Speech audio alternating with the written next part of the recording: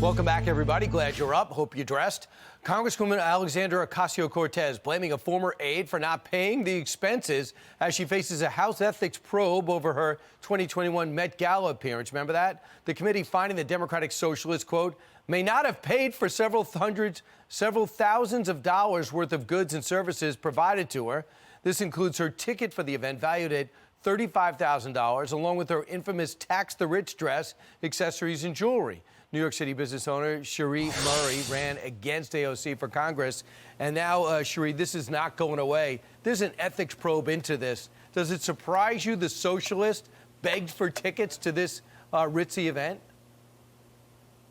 No, it doesn't, not at all. And this is just another example of the pot calling the kettle black. She somehow has performative outrage and selective outrage, and now she just has a memory failure when it comes to the fact that this wasn't a charity event. She's not allowed to receive these tickets.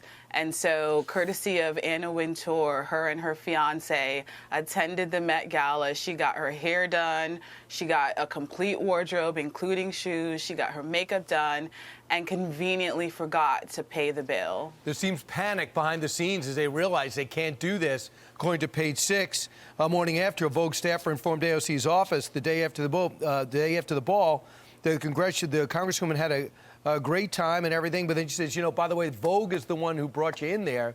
Now, if the Met Gala gave her tickets, it might have been a different story, but everybody was informed of this. Her answer seems to be, it was my staff's problem. They had my credit cards. They didn't use them. Will that fly?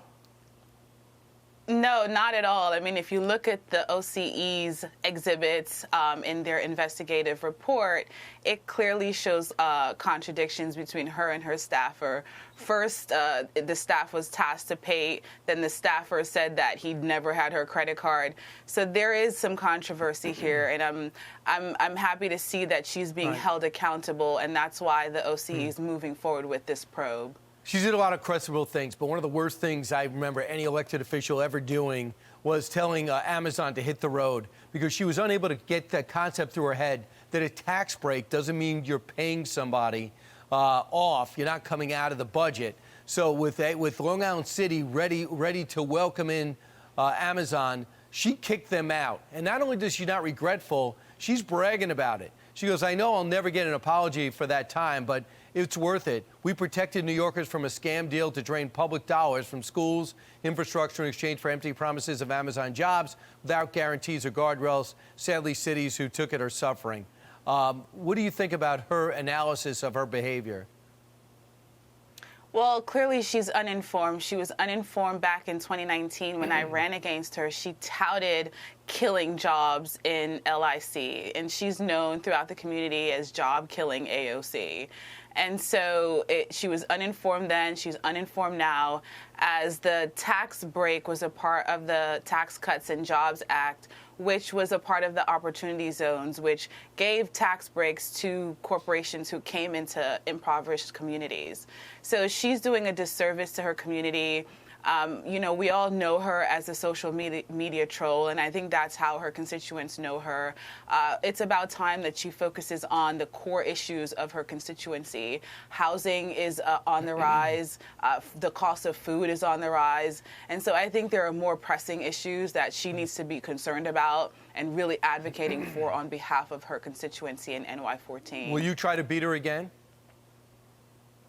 You know, Brian, I'll have to come back and share the good news with you about that one.